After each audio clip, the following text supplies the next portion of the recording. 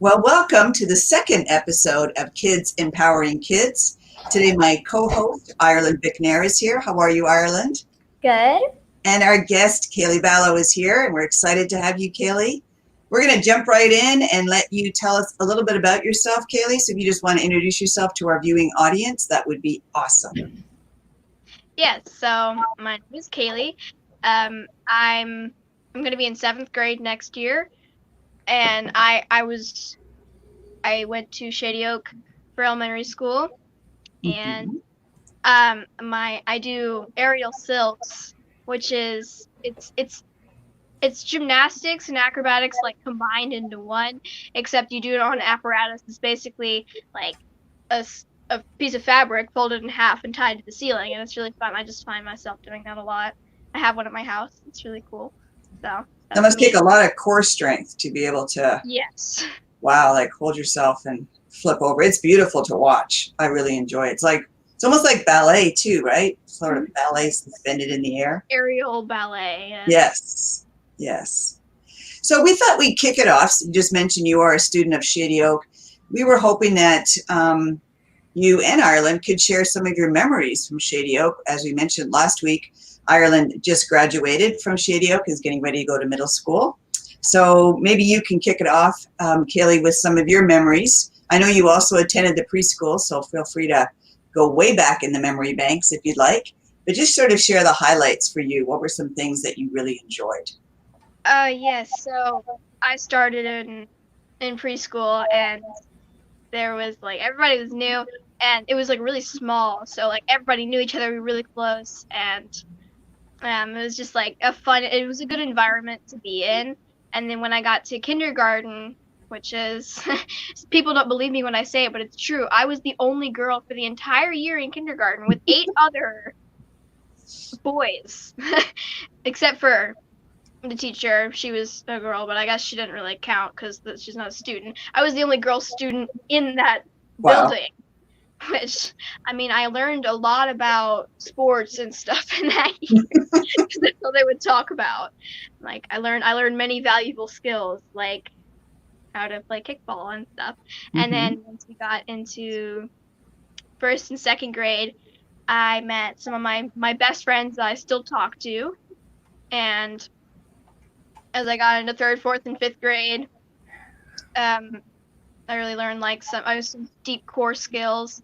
And then I do remember one last memory for 5th grade when all the 5th graders just like lined up against the wall outside in the playground, and everybody was like water day, so we were all soaking wet, and it was so hot outside, and we were all laughing, and it was a fun day. And at the end of the day, all the 5th graders lined up against the wall, and like we closed our eyes, and like somebody counted off 3, 2, 1, and everybody just chucked water balloons at us. It was so fun. We got so soaked, and it was just really, really fun. That's probably the best way to wrap up a school year is get water balloons and squirt guns squirted at you. Yeah, we were pretty sad this year. We've missed that. So the minute we can all get back together again, we're going to try and pick up some of those, I don't know, traditions like the pool party at my house and some of those other things that we like to do. So I want to circle back to your early time at Shady Oak Primary when you met Anna. And one of the things that I'm very impressed by you is you make relationships and you stick to them.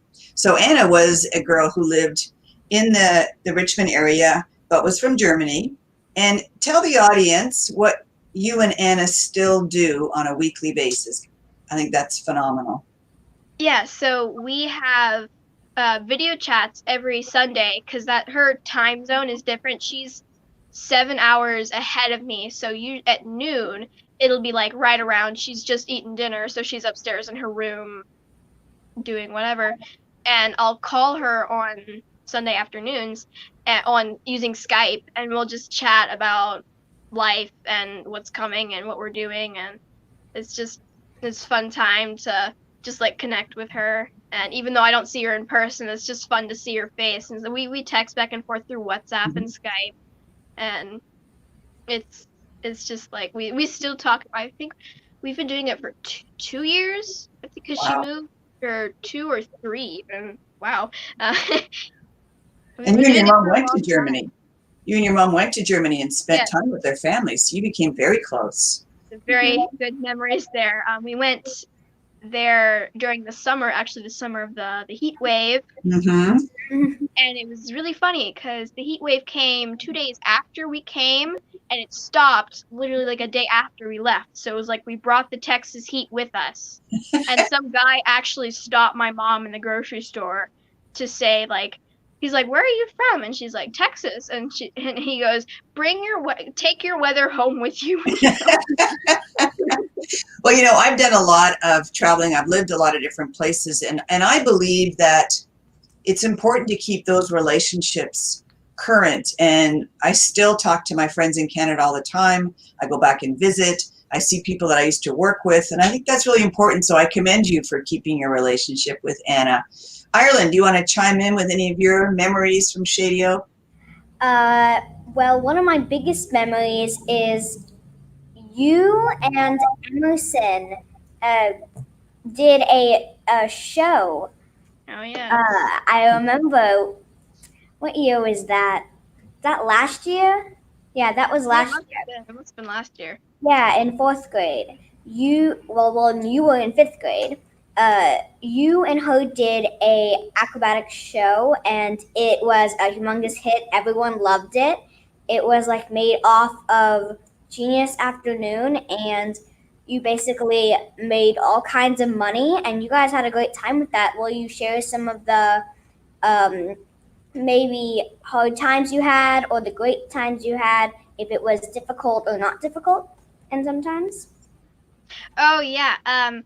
It was kind of hard because like we had to figure out where to set up all of it because we'd originally wanted to do it in the big open math room, but we decided on the art room because it was more space and we had to figure out like just all the layout and stuff and if we were going to charge for concessions, and it was a lot of thought going into it, and we thought, oh, we're just going to put on a show where we do flips and ask people to do flips too.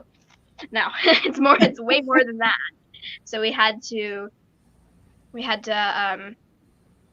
were originally going to, like, my mom who runs the art studio, we were gonna rent the art studio, but I think I talked her around that, so we dodged that bullet. And then we had really fun memories in there. So there were challenges. We we included the teachers, and we did a lot. We had to figure out how the show was gonna go. So sometimes it would be whoever gets the loudest cheer won, whoever gets the most hand raises won. It was just like we were just playing around with everybody. It was like we had to figure out how it best worked. I think that was the biggest challenge, is how it worked.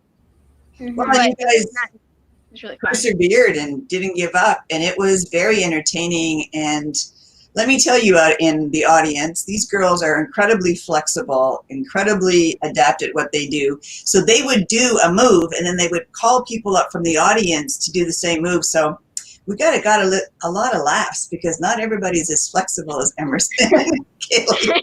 So it was entertaining, to say the least. And you had some challenges, right? You had to work through. You had some expenses. You had to determine how to incur profit. I know you guys did something very, very clever where you had a VIP group that paid a little bit more and they got some extra privileges. So it was impressive as your principal to watch all the thought that you put in and the fact that you guys did it without any parental or adult support. And I think that was awesome. Good question, Ireland. So let's move into your transition. Ireland had a question for you about, she herself is getting ready to go to middle school. And I think she wanted to kind of hear it from you. So go ahead, Ireland. I'll let you ask your question. Since I am transitioning into middle school next year, I was gonna ask you if it was a big transition, or was it more of a like, I'm kind of used to this, or was it more of a big to where I didn't know this was gonna happen? Weird things are popping up. I didn't know, and it kind of confused you. Or was it more of a, okay, I can step right into this. It might be new, but I can still go right in without having a big problem? Or which one do you think it was? Well, for me, it went from Shady Oak being like 52 kids to Polly Ryan, which has 694. So the sheer number of people was a big change, and like the grading system for one was different. We had Scantrons. Don't like them to this day, but they're required, so I'll deal with them. But that's different. And there's also like they do letter grades while we do at Shady Oak. They do the 4-point rubric, which is different. I just had to get used to that. But it didn't take that long for me to like really just memorize all the transitions because they weren't that different. Like I could take because we had already Shady Oak we switched classes, even if it's only like a little bit. But at Polly Ryan we do switch classes and there's a whole system where you have to go around and it's kind of confusing. But once you get used to it, it's pretty good. So I remember like the first 3 weeks I was like this nervous wreck because I was like, oh my god, I don't know what to do. And then I realized like it's not much different if you just have to remember, just like think about it as Shady Oak, where it's just like I'm thinking it's like what's similar. Okay, that we switch classes, we do this at the beginning of class, we share our thoughts, we do it's not that different. It's just the whole public versus private is just like this big thing. Everybody thinks it's different, but it's really not. They're both schools. They're both they both like go off the same base. They might have different lesson plans, but it's still down to the heart of it. It's basically the same material. So cool. So you felt that you were able to step into a new environment and just roll with it, find things that were the same, adapt to things that were slightly different. You seemed like you had a really good attitude when you made that change. So I'm going to ask you, I'm going to direct you back to something that happened at school this year, just before Christmas, that you told me about. I think you know where I'm going with this, so I'll let you take it from there. Maybe you can just share that in as much as you can talk about your experience in Genius Afternoon and then how that led to some of the learning you were exposed to while at Polly Ryan this fall. Yes, so we had the Genius Afternoon, which I think Ireland talked about in the last podcast, where basically you pick a project and you have either like an hour or maybe 2 hours to work on it, and like you plan it and then you devise steps and you have this whole like planning process and then you execute it. And we ended up going into the bazaar, which where we sell products to people. We did it at Blockhouse, at their open house. We sell products for people, and me and Emerson also, we teamed up and we did it last year. It was very fun, and it was funny because like in social studies, my social studies teacher was doing this PowerPoint. She was scrolling through PowerPoint on economics, and she stopped on the supply and demand slide, and she was talking about how like supply is like how much you have and demand is how much the consumers want. And basically she went into all this and all the kids were just like looking at her like, you're an alien, what are you talking about? And I like immediately my brain went bizarre because that's what we did. You had talked about the supply and demand and how you need to figure out how much you had and how much you needed, how much your consumers might want, because we did this whole Shark Tank thing where like you would actually see if people would actually buy your stuff. And if they did, then you need to figure out all this other business that you need to find. After our event, we did you had to present me with a balance sheet and a profit and loss statement. Do you remember what the profit was that you and Emerson were able to earn? It was after we paid off all our investors. We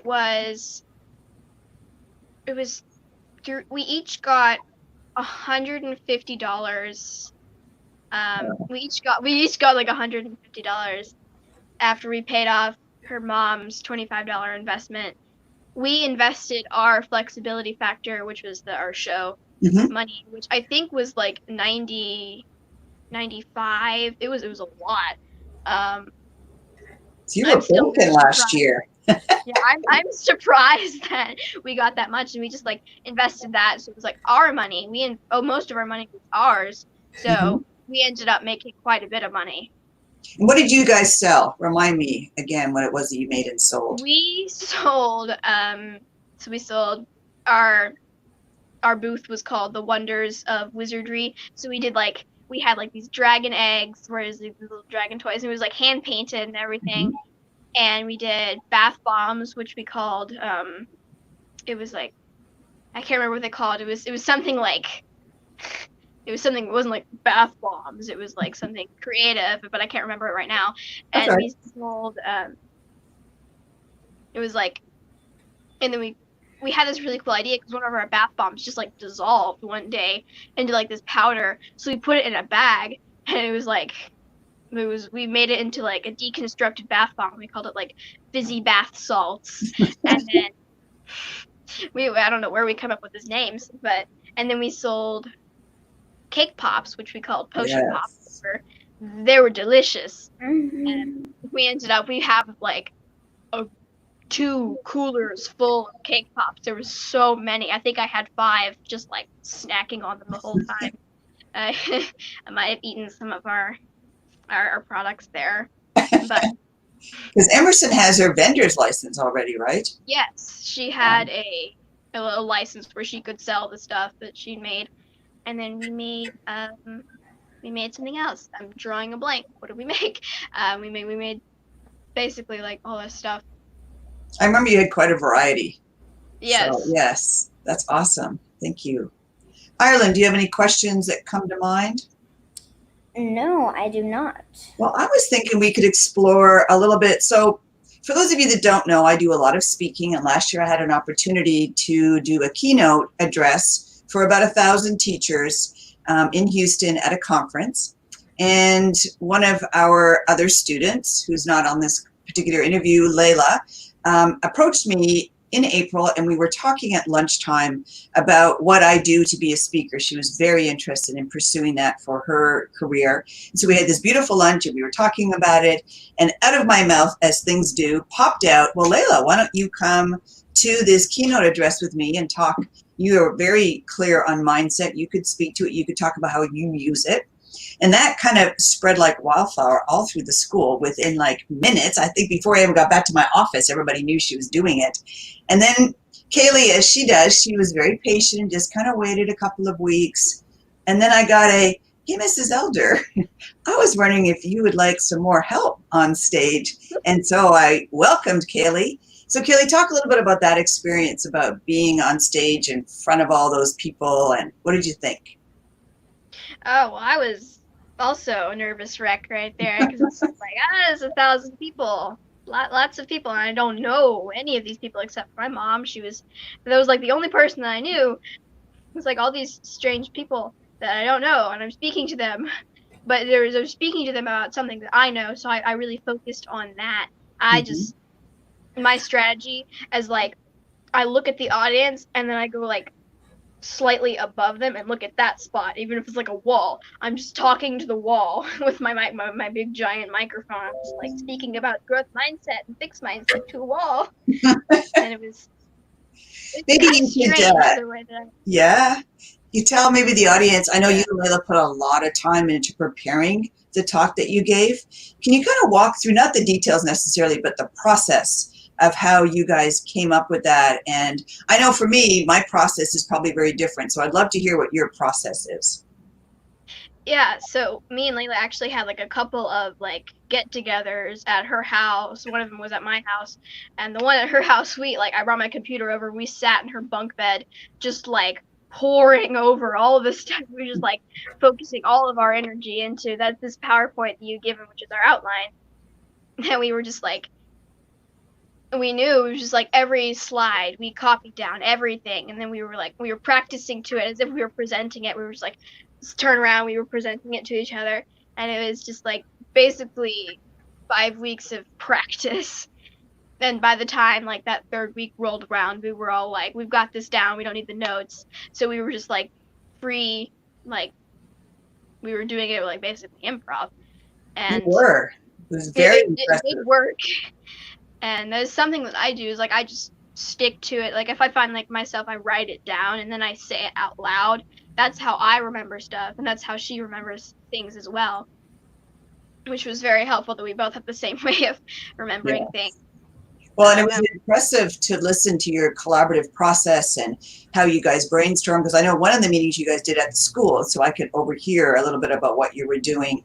And just you out in the audience need to know these two young ladies spoke for close to 10 minutes each without notes on a topic that, yes, they knew very well, but any of you that have done speaking before know it doesn't matter how well you know your topic, you've got to put the time in, as she mentioned, to get ready. Ireland, you're a fantastic speaker. What's your process when you get ready to give a speech?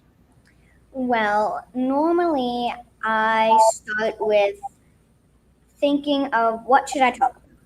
Normally I base it off in speech class. We have these standards that we need to meet to move to the next one. And so I first look at that and I think of what could I do with that. So most of it's just thinking, but then I write it all out and then I basically edit it many times, taking things out and timing it, putting things in. I edit it several times until I feel like I've got it down. Then I practice it a lot. And I normally finished about 5 or 6 days before, so that I can have most of that time not worrying about it, knowing that I have it all planned out in my bag, ready for speech class. I don't really do PowerPoints on mine. Mm-hmm. Even if I try to do one, it doesn't really work very well because I have a problem with focusing too much on the PowerPoint and not much on the writing. And so I try to put all the emphasis on the writing. And then if I have extra time or I feel like you could use a couple of pictures, I might make a couple of those in a PowerPoint. But normally it's just writing and most of the time props. Yes, you're very good with props. And I'm glad you recognize at such a young age that being able to, one, what I heard was that you give yourself a large margin. I was talking yesterday, I was interviewed about study skills, and one of the things I'm a big proponent of is making sure you save margins in your life so you don't feel overwhelmed, you don't get stressed, you have room if, life gets in the way sometimes, right? So if your speech is ready ahead of time, there's no panic mode, nothing like that sets in.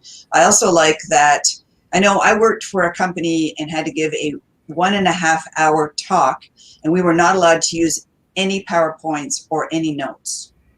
And so, yeah, it was a long time. So that really gave me an opportunity to get some strategies in place that allowed me to hold, 90 minutes worth of information and how to do that in a way that it flowed. And like you said, Ireland and Kaylee, the more you know your information, the easier it is. And the good news is nobody but us knows what we're going to say, right? So we have a lot of opportunity if we're able to think on our feet, which is Table Topics helps us with, then we can, overcome and also move. One of the things that really impressed me, Kaylee, when we were giving that keynote is that both you and Layla referred to things that had happened that day, right? So it wasn't a canned speech. You referred to something I had said or something you saw. And then I must tell everyone that's watching this, they were the hit of the entire conference. People will come up to me. Oh no, they didn't ask about what I was talking about. They asked about the girls. So, and we were kind of sneaky. We didn't tell anybody that we were doing this. We just kind of, I don't know. I guess I just like to get permission after the fact. So we just kind of went with it, and it was very well received. So that was super fun. Ladies, thank you so much for being on the second episode of Kids Empowering Kids. You both are just so inspirational and so far ahead than I sure was at your age. And I just want to thank you both for sharing your stories and being willing to join me. So thank you so much. Any parting words, any goodbyes you'd like to say? I'll hand it over to you, Ireland. Well, I think that when you're speaking, always prepare beforehand. Don't ever try to wing it because it never works out. Thank you, Ireland. How about you, Kaylee? Like for those people out there that are going through like a transition, like I went through this transition from a little private school to a big public school. Like, don't ever think that you don't fit in, because there is like everybody's different in their own way, but like always remind yourself that you do fit in, and that'll really help you. Just look for the similarities of your new situation, and it'll really come to you fast. That's a really, really smart, mature thing to do, is to look for similarities to ease in the transition. So thank you both. This was so fun, as I knew it would be. And we'll see everybody next Wednesday at 11 o'clock. Bye.